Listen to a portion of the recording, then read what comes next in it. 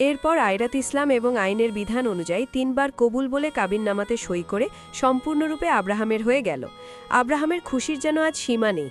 আয়রাতকে সে আজ তার আপন করে পেয়েছে, নিজের অর্ধাঙ্গিনী। আয়রাতের উপর এখন কেবল তারই অধিকার। আয়রাত আর তার কাছ থেকে কোথাও পালাতে পারবে না। কিন্তু একদিকে যেমন আব্রাহামের খুশির কোনো কুলকিনারা নেই, অন্যদিকে ঠিক তেমনই আয়রাতের কষ্টের কোনো সীমা নেই। সে এতদিন বলির পাঠা ছিল, কিন্তু আজ সে কুরবানিও হয়ে গেছে। ভীষণভাবে বাবা মার কথা মনে পড়ছে আয়রাতের। ভয়ে যেন তার অন্তরাত্মা এখনও কাঁপছে। আব্রাহাম তার আম্মু আর ভাইয়ের কোনো ক্ষতি করে দিল না তো? ওদের কিছু হয়ে গেলে আয়রাত নিজেকে শেষ করে দেবে। এইসব ভাবনাতেই মগ্ন রয়েছে আয়রাত। ঠিক সেই সময় কাজী সাহেব বলে উঠলেন, কাজী, আলহামদুলিল্লাহ আলহামদুলিল্লাহ, আজ থেকে আপনারা স্বামী স্ত্রী। আল্লাহ তাআলা আপনাদের জুটিকে সর্বদা খুশি রাখুক। আব্রাহাম আর আয়রাত এসে তাদের বাপি আবির আহমেদকে সালাম করল। আবির আহমেদ আয়রাতকে জড়িয়ে ধরলেন।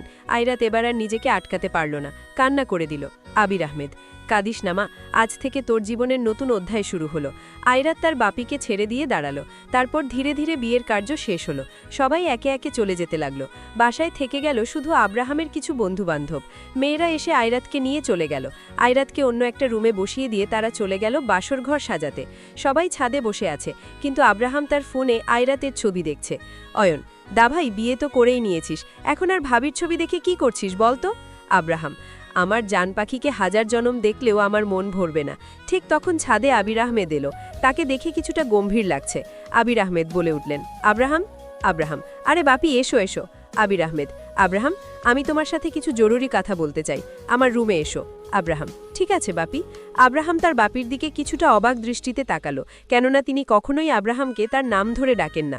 যখন কিছু সিরিয়াস বিষয় থাকে একমাত্র তখনই তিনি আব্রাহামকে তার নাম ধরে ডাকেন। আব্রাহাম সেখান থেকে উঠে এসে তার বাপির ঘরে চলে গেল। আব্রাহাম গিয়ে দেখল তার বাপি দাঁড়িয়ে রয়েছে। আব্রাহাম, বাপি কিছু বলবে? আবির আহমেদ, হ্যাঁ বলবো। আব্রাহাম, বলো। আবির আহমেদ, আমি এতদিন তোমাকে কিছু বলিনি। ভেবেছিলাম তুমি হয়তো সময় বুঝে একদিন ঠিকই আমাকে বলবে, কিন্তু তুমি তা বলনি। আর আজকে আমি না বলে আর থাকতে পারলাম না। আব্রাহাম, বাপি তুমি কি বলতে চাচ্ছ? আবির আহমেদ, তুমি কেন আমার কাছ থেকে সত্যিটা লুকালে আব্রাহাম? আব্রাহাম, কোন সত্যি বাপি? আবির আহমেদ, আয়রাতের সত্যি। আব্রাহাম, বাপি? আবির আহমেদ, আয়রাত যে কোন এটিমখানাতে বড় হয়নি তা আমি জানি। ইভেন এটাও জানি যে আয়রাতের আসল পরিচয় কি। আবির আহমেদের কথা শুনে আব্রাহাম বেশ অবাক হলো। আব্রাহাম, বাপি তুমি? আবির আহমেদ, নুজাইফা বিনতে আয়রাত আর কারো না, বরং আমারই ছোট থাইয়ের মেয়ে, তাই তো? আব্রাহাম, আবির আহমেদ, তুমি যখন আয়রাতকে প্রথম এই বাড়িতে নিয়ে আসো, আমি সেই দিনই আয়রাতকে চিনে ফেলি। আয়রাতকে আমি ছোটবেলা থেকে দেখেছি আব্রাহাম। আমার মামুনিকে আমি কখনোই চিনতে ভুল করব না। কিন্তু আরও একটু শিওর হওয়ার জন্য আমি যখন আয়রাতকে জিজ্ঞেস করি যে তোমার বাবা মা আছে কি, তখন আয়রাত হ্যাঁ বলে। আয়রাত বলে তার বাবার নাম আশরাফুল আহমেদ চৌধুরী এবং মার নাম আতিয়া আহমেদ চৌধুরী। ব্যাস, আমার সন্দেহ দূর হয়েছে। তুমি কেন আমায় আগে বলনি? আব্রাহাম, বাপি তেমন না, আমি তোমাকে সবকিছু বলে বোঝাতে চেয়েছিলাম, কিন্তু আমার কিছুটা সময়ের প্রয়োজন ছিল। আবির আহমেদ, আব্রাহাম, আমি কিছু বুঝতে পারছি না, তুমি কেন আয়রাতকে বিয়ে করলে, তার উপর আয়রাতের বাড়ির কাউকে খবর না দিয়েই? আব্রাহাম, বাপি ভালোবাসি আমি আয়রাতকে, বাঁচতে পারবো না ওকে ছাড়া। ও কার মেয়ে কি করে তাতে আমার বিন্দু পরিমাণ কিছু যায় আসে না। আমি আয়রাতকে ভালোবাসি আর ওকে আমার সারা জীবনের জন্য চাই। ব্যাস, আমি আর কিছু জানি না। আর তোমার কি মনে হয় আয়রাতের বাড়ির কাউকে খবর দিলে ওরা আয়রাতকে আমার কাছে বিয়ে দিত? তাতে আমার যতই নাম খ্যাতি অঢেল সম্পত্তি থাকুক না কেন, আমি জানি আয়রাতের বাবা আমাদের মারতে চেয়েছে। আমি তার প্রতিশোধও নিব বলেছিলাম। কিন্তু বাপি বিশ্বাস করো, আমি প্রতিশোধের তাড়নায় আয়রাতকে বিয়ে করিনি।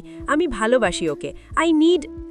আবির আহমেদ আব্রাহামের দিকে এগিয়ে এলেন এবং তার গালে হাত রেখে বলতে লাগলেন, আব্রাহাম, আমি আমার ছেলের ওপর সবথেকে বেশি বিশ্বাস করি এবং আমি জানি যে আমার ছেলে কখনো কোনো ভুল কাজ করতেই পারে না। আয়রাত আমার পুত্রবধূ না, আমার মেয়ে। আব্রাহাম, অনেক বেশি ভালোবাসি বাপি ওকে আমি। কবে যে এত করে ভালোবেসে ফেললাম আমি আয়রাতকে জানি না, কিন্তু আমি এইটুকু জানি যে ওকে না পেলে আমি মরেই যাব। তার বাপিকে জড়িয়ে ধরে, হা হা, পাগল ছেলে আমার, নে এবার তো ঘরে যা, মেয়েটা তোর জন্য অপেক্ষা করছে হয়তো। আয়রাতকে মেয়েরা বাসর ঘরের ভিতরে নিয়ে গিয়ে বসিয়ে রেখে এলো। আয়রাত বিছানার উপর পুতুলের মতো করে বসে আছে। তার মাথায় শুধুমাত্র তার আম্মু আর ভাইয়ের কথাই ঘুরপাক খাচ্ছে। নীরবে চোখের পানি বিসর্জন দিচ্ছে আয়রাত। আব্রাহাম তার বাপির ঘর থেকে বেরিয়ে এলো। সে তার ঘরে ঢুকতে যাবে, সাথে সাথে অয়ন এবং আব্রাহামের কিছু বন্ধু তার পথ আগলে দাঁড়ালো। অয়ন, দাঁড়া দা ভাই দাঁড়া, এত তাড়া কিসের? আব্রাহাম, কি হচ্ছে এসব? অয়ন, না মানে কিছু তো হয়নি। আব্রাহাম, তাহলে রাস্তা থেকে সরে দাঁড়া, ভিতরে যেতে দে আমায়। অয়ন, আরে ভাই দাঁড়া, আগে আমাদের পাওনাটা তো দিয়ে যা। আব্রাহাম পাওনা মানে কিসের পাওনা? অয়ন ভিতরে বউয়ের কাছে যাওয়ার আগে আমাদের টাকা দিয়ে যা 30,000।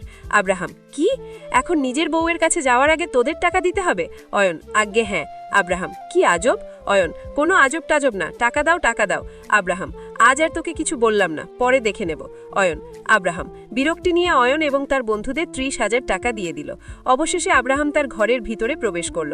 ঘরে কারোর আসার আওয়াজ পেয়ে আয়রাত আরও গুটিসুটি মেরে বসল। আজ ঘরটা একদম আব্রাহামের মনের মতো করে সাজানো হয়েছে। ডার্ক রেড রোজ এবং বেলি ফুলের সুগন্ধে মাতোয়ারা হয়ে রয়েছে পুরো ঘর। ঘরের মধ্যে এক হাত লম্বা ঘোমটা টেনে বসে রয়েছে আয়রাত। আব্রাহামের মন যেন জুড়িয়ে যাচ্ছে আয়রাতকে দেখে। আব্রাহাম আয়রাতের সামনে বসে পড়ল। আয়রাতের ঘোমটা সরিয়ে দিল। আয়রাতের চেহারা দেখে আব্রাহামের বুকের ভিতরে কেমন যেন মোচড় দিয়ে উঠল।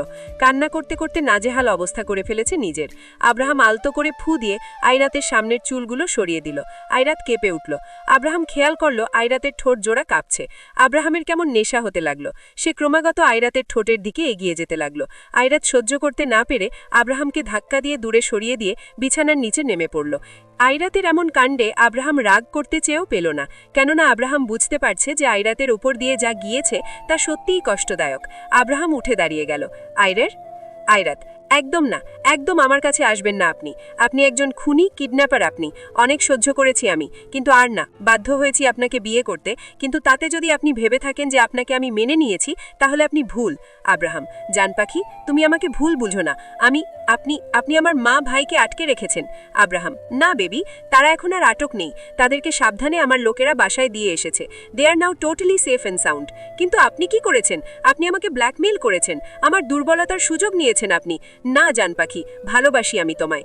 এই কথা বলে আব্রাহাম আয়রাতের দিকে এগিয়ে যেতে লাগলো। স্টপ রাইট দেয়ার। এই বলে আয়রাত তার পাশে থাকা কাচের বোতল নিয়ে টেবিলের ওপর বাড়ি দিল। তাতে অর্ধেক বোতল ভেঙে গেল। একদম কাছে এগোবেন না আমার, নয়তো আমি উল্টাপাল্টা কিছু একটা করে ফেলবো বলে দিচ্ছি। ভাঙা কাচের বোতল আব্রাহামের দিকে তাক করে রেখে আয়রাত বেবি প্লিজ প্লিজ, কাচের বোতলটা হাত থেকে ফেলে দাও, লেগে যাবে তোমার হাতে, ব্যথা পাবে তুমি। হাত থেকে রেখে দাও বেবি। ভয় পেয়ে না, রাখবো না আমি। আপনি আর এক বিন্দুও আমার কাছে আসবেন না, নয়তো আমি নিজেকে শেষ করে দেব বলে দিচ্ছি। না না আয়রাত প্লিজ, এমন করো না। তোমার কিছু হয়ে গেলে আমি নিজেকে ঠিক রাখতে পারবো না জান পাখি। প্লিজ ফেলে দাও ওটা। আয়রাত এখনও সেই কাচের বোতল আব্রাহামের দিকে তাক করে রেখেছে। আব্রাহাম শুধু ভয় পাচ্ছে যে আয়রাত পাগলামিতে নিজের যেন কোনো ক্ষতি না করে বসে। আব্রাহামের ভয় এই একটাই। কিন্তু হঠাৎ করে আব্রাহাম আয়রাতের ভাইয়ের কথা তুলল। আব্রাহাম আচ্ছা ঠিক আছে যাও, আমি যাব না তোমার কাছে, কিন্তু আমাকে একটা কথা বলো তো জান পাখি। আয়রাত আয়ুষ মানে তোমার ভাই কোন স্কুলে যেন পড়ে? Ayrat ideal school and college. কিন্তু কেন? আব্রাহাম কিন্তু আমি যখন আজকে ওকে আনতে গিয়েছিলাম তখনও এক অন্য স্কুলের সামনে দাঁড়িয়েছিল। আইডিয়াল স্কুলের সামনে কি করছিল? আব্রাহাম তা তো তোমার ভাইই জানে। আয়রাত কিছুটা চিন্তিত হয়ে অন্যমনস্ক হয়ে গেল এবং হাতে থাকা কাচের বোতলটাও হালকা হয়ে গেল। আব্রাহাম তা খেয়াল করে এক ঝটকায় আয়রাতকে পেছন থেকে টেনে নিয়ে জড়িয়ে ধরল। আয়রাতের হাত থেকে খুব সাবধানে কাচের বোতল কেড়ে নিল আব্রাহাম এবং দূরে ছুঁড়ে ফেলে দিল। আয়রাতকে বিছানার উপর এক ধাক্কা দিয়ে ফেলে দিল। আব্রাহাম খুব বেশি সাহস হয়ে গিয়েছে তাই না? এখন যদি কোনোভাবে হাতের ভিতর কাচ লেগে যেত তাহলে কষ্টটা কার হতো শুনি? লিসেন বেবি গার্ল, একটা কথা তুমি তোমার মাথায় ভালোভাবে ঢুকিয়ে নাও যে আমি আব্রাহাম বেঁচে থাকতে তুমি এই জন্মে আমার থেকে দূরে যেতে পারবে না। তুমি আমার নামে লেখা, আর এখন তো আমার উপর তোমার পুরো অধিকারও আছে। আর জান পাঠি, আজ আমাদের বাসর রাত, আর আমি এতটাও ভালো না যে তুমি আমাকে কাছে আসতে না করলে আর আমি আসবো না। নিজের অধিকারটা আমি খুব ভালো করেই আদায় করে নিতে জানি। কামন বেবি গার্ল, কাছে আসো, অযথা আমার মুডের বালোটা মাজিও না তো। আয়রাত না, আসবো না। আপনি আমার শরীর পেতে পারেন, কিন্তু ভালোবাসা কখনোই পাবেন না। আরও কিছুটা দূরে গিয়ে এবার আব্রাহামের রাগ উঠে গেল।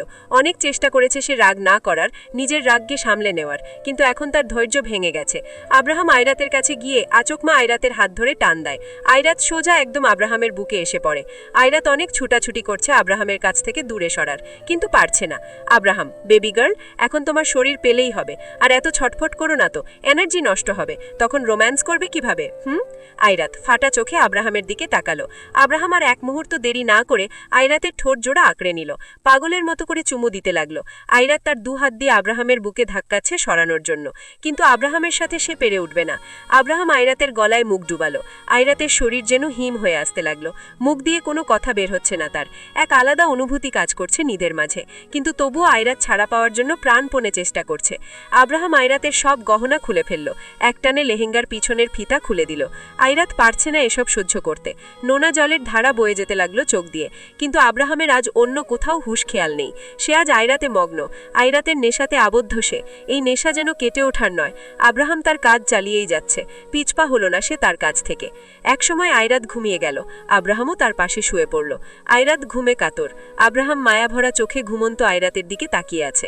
Abraham, sorry baby, really very sorry. আমি তোমার অমতে তোমাকে নিজের করে নিতে চাইনি, কিন্তু কি করব বলো? তোমাকে হারানোর ভয়ে সবসময় ভীত থাকি আমি, জান পাখি। এই ভয় সবসময় পিছু করে বেড়ায় আমাকে।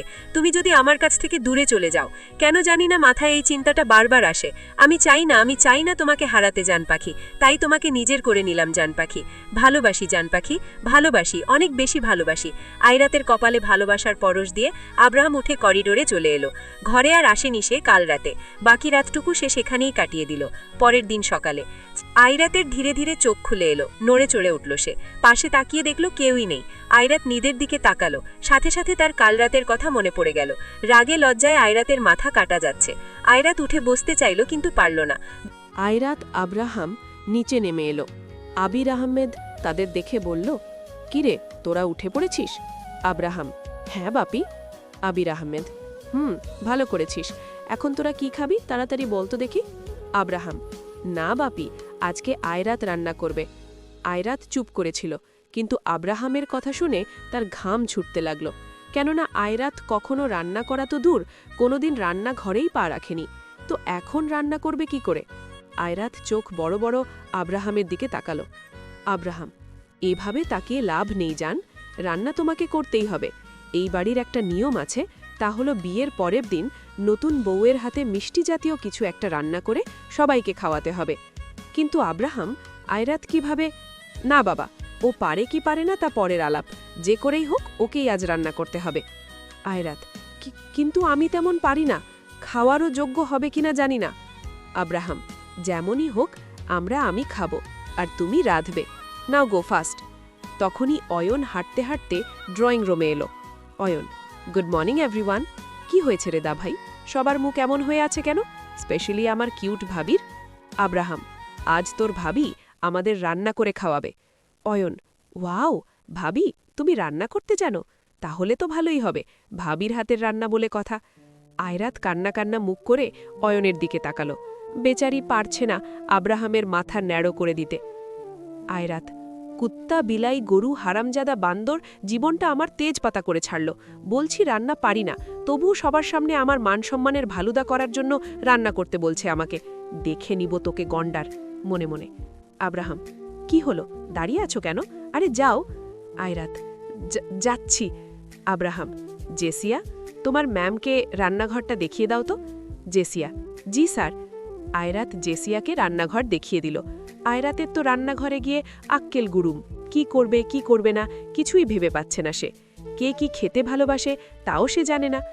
আয়রাত, জেসিয়া। জেসিয়া, জি ম্যাম। আয়রাত, তোমার স্যার কি খেতে বেশি পছন্দ করেন? জেসিয়া, ম্যাম, স্যার মিষ্টি জাতীয় এর মধ্যে পায়েস খেতে বেশি ভালোবাসেন।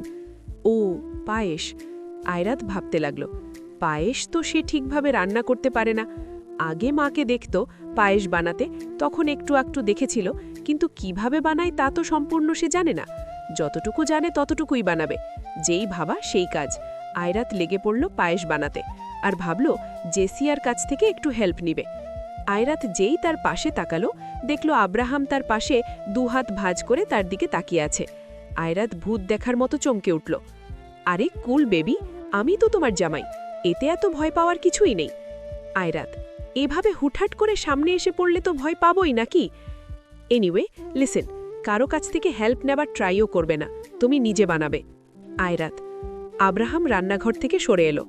আয়রাতের মাথায় কিছুই ধরছে না, কি থেকে কি করবে। তবুও আল্লাহ আল্লাহ করে রান্না করল। প্রায় 1 ঘন্টা পর আয়রাতের পায়েস রেডি হয়ে গেল। কিন্তু আয়রাতের মুখে 12টা বেজে রয়েছে। সামনে পায়েস নিয়ে মুখ লটকিয়ে দাঁড়িয়ে আছে। সেই সময় জেসিয়া দৌড়ে এলো। জেসিয়া, কি হয়েছে? আয়রাত, কি আর হবে? জেসিয়া, না মানে এমন পুরার মতো গন্ধ বেরোয়েছে কি? আয়রাত অসহায় দৃষ্টিতে জেসিয়ার দিকে তাকিয়ে আছে। জেসিয়া বুঝতে পারল যে এই গন্ধ আর কারো না, বরং আয়রাতের সুস্বাদু পায়েসের। জেসিয়াও কিছু না বলে হাবলাকান্তের মতো দাঁড়িয়ে রইল। আয়রাত, কি যে বানালাম তা একমাত্র আল্লাহই ভালো জানেন, আদৌ খাওয়া যাবে কিনা। আয়রাত ভয়ে ভয়ে ট্রেতে করে 3 বাটি পায়েস নিয়ে গেল ড্রয়িং রুমে। আল্লাহ, প্লিজ প্লিজ যেন খাওয়ার মতো হয়, প্লিজ যেন ভালো হয়। আয়রাত ধীরে ধীরে ড্রয়িং রুমে এলো। অয়ন, আরে এই তো ভাবি এসে পড়েছে, দাও দাও ভাবি, খেতে দাও দেখি। আয়রাত সাবধানে পায়েসের ট্রেটা ডাইনিং টেবিলের উপরে রাখল। আয়রাত প্রথমে আবির আহমেদ মানে তার বাপির দিকে একটা পায়েসের বাটি এগিয়ে দিল, তারপর অয়নের দিকে, শেষে আব্রাহামকে দিল। আয়রাত তার মুখে জোরপূর্বক হাসি টেনে সবার উদ্দেশ্যে বলল, নিন, খান। আবির আহমেদ, আমার মামনি রান্না করেছে বলে কথা, খেতে তো হবেই। এই বলে আবির আহমেদ পরম আবেশে পায়েস মুখে দিলেন। আয়রাত চোখ মুখ খিচে দাঁড়িয়ে আছে এবং আল্লাহ আল্লাহ করছে, কিন্তু হলো তার উল্টোটা। আবির আহমেদ পায়েস মুখে পুরেই থ্যা মেরে বসে রইলেন। অয়নেরও সেই একই অবস্থা। আবির আহমেদ কোনো রকমে মুখের পায়েসটুকু খেয়ে নিয়ে আয়রাতের উদ্দেশ্যে বললেন, আয়রাত মামুনি, মানে বলছিলাম কি যে আমার আসলে ইদানিং ডায়াবেটিক্সটা একটু বেশি বেড়ে গেছে, আর পায়েস তো মিষ্টান্ন খাবার, তো আমি না মা আর পারবো না, আমি আবার উঠি কেমন। এই বলে আবির আহমেদ এক প্রকার দৌড়েই ওপরে নিজের রুমে চলে গেলেন। আয়রাত বোকার মতো তার বাপির দিকে তাকিয়ে রইল। অয়নের দিকে তাকিয়ে দেখল অয়ন মুখে পায়েস নিয়ে মূর্তির মতো বসে আছে। ভাবি, আমার না অফিসে যেতে হবে বুঝলে, আমি যাই, হ্যাঁ, আমার না পেট ভরতে গেছে। এই বলে অয়নও এক প্রকার দৌড়ে চলে গেল। যাওয়ার আগে ফাটা চোখে একবার আব্রাহামের দিকে তাকিয়ে গেল, কেননা আব্রাহাম এমন ভাব করছে যেন কিছুই হয়নি, সে তার মনের সুখে একাধারে খেয়েই যাচ্ছে। আচ্ছা, কি হলো? আমি না কিছুই বুঝতে পারলাম না, কি হলো? আয়রাত, বাপি আর অয়ন এভাবে চলে গেল কেন? আমি তো জানি যে পায়েস অনেক বাজে হয়েছে খেতে। মাথা নিচু করে মন খারাপ করে। চুপ, বেশি বোঝো কেন এত? কে বলেছে যে পায়েস বাজে হয়েছে খেতে? ইনফ্যাক্ট আমি আমার পুরো জীবনে এমন পায়েস খাইনি। যদি বাজেই হতো তাহলে আমি খাচ্ছি কি করে বলো তো? তাই? তাহলে আমিও একটু খেয়ে দেখি তো। এই না না, একদম এগুলোতে হাত দিবে না, এই সবটাই আমার, আমি খাবো। এখানে 1 বোল পায়েস, আপনি এই পুরোটা খেতে পারবেন? অবাক হয়ে, অবশ্যই পারব। না, আমি খেয়ে দেখবই কেমন হয়েছে। না, বলেছি। কিন্তু কে শোনে কার কথা? আয়রাত জোর করে 1 চামচ পায়েস তার মুখে পুরে নিল। পায়েস খেয়েই আয়রাতের চোখ বেরিয়ে আসার মতো অবস্থা। আয়রাত দৌড়ে বেসিংয়ে চলে গেল এবং কাশতে লাগল। আব্রাহাম তাড়াতাড়ি করে উঠে গিয়ে আয়রাতের পিঠে এবং মাথায় হাতিয়ে দিতে লাগল। আয়রাতের কাশতে কাশতে অবস্থা খারাপ। আয়রাত পরে উঠে গিয়ে টেবিলে বসল। আব্রাহাম হেসে আয়রাতের দিকে 1 গ্লাস পানি এগিয়ে দিল। আয়রাত পানি খেতে খেতে আব্রাহামকে বলে উঠল, এইটা খাদ্য না কুখাদ্য, আপনি কি বলেন তো? তোমার জামাই, চোখ টিপ দিয়ে। আরে মানে এই কুখাদ্য আপনি কিভাবে খাচ্ছেন? আমি তো বিশ্বাসই করতে পারছি না। প্লিজ আপনি রাখেন তো, নয়তো পরে শরীর খারাপ হবে। এই খবরদার, আমার বউয়ের রান্নাকে কুখাদ্য বলবে না, নয়তো মুখ সেলাই করে দিব, বলে দিচ্ছি। আর আমি খেতে পারলে তোমার সমস্যাটা কোথায়? চুপ করো, আমাকে খেতে দাও। আয়রাত টেবিলে বসে শুধু অবাক হয়ে আব্রাহামকে দেখে যাচ্ছে। মানে এই কুখাদ্য ওনার হজম হচ্ছে কি করে? আয়রাতকে অবাক করে দিয়ে আব্রাহাম পুরো 1 বোল পায়েস খেয়ে উঠল। অনেস্টলি স্পিকিং, আমি আমার পুরো লাইফে এমন ফাটাফাটি পায়েস কখনো খাইনি। ইট ওয়াজ জাস্ট অ্যামেজিং। আয়রাতের মাথা ঘোরাচ্ছে আব্রাহামের এই রকম কথা শুনে। আয়রাত আর কিছু না বলে সোজা ওপরে চলে গেল। আয়রাত জানালার কাছে বসে আছে মনমরা হয়ে। এতটা দিন কেটে গেল, কিন্তু পাপা মা আয়ুষের সাথে তার একদম দেখা নেই। চোখের কোণে পানি জোর হতে লাগল। আব্রাহাম রুমে এলো। রুমে গিয়ে দেখল আয়রাত জানালার কাছে বসে আছে। রুমে কারোর উপস্থিতি টের পেয়ে আয়রাত পিছন ঘুরে তাকালো। দেখল আব্রাহাম দাঁড়িয়ে আছে। আয়রাত কোনো কথা মা বলে আয়নার সামনে গিয়ে দাঁড়ালো। আয়নার সামনে গিয়ে নিজের চুল আঁচড়াতে লাগল। আব্রাহাম 1 ভ্রু উঁচু করে আয়রাতের দিকে তাকালো। মানে আয়রাত এমন একটা ভাব করল যেন সে আব্রাহামকে দেখেইনি। আব্রাহাম আয়রাতের পিছনে গিয়ে দাঁড়ালো। আয়রাতের কোমর ধরে কাছে টেনে আব্রাহাম তাকে পিছন থেকে জড়িয়ে ধরল। আয়রাতের এই ছোঁয়া যেন অসহ্যকর লাগছে। আব্রাহাম আয়রাতের কাঁধের চুলগুলো সরিয়ে কাঁধে কার নাক ঘষতে লাগল। আয়রাত হাতে তার ওড়না খামচে ধরে চোখ বন্ধ করে ফেলল। আব্রাহাম, জান পাখি, তাড়াতাড়ি করে রেডি হয়ে নাও।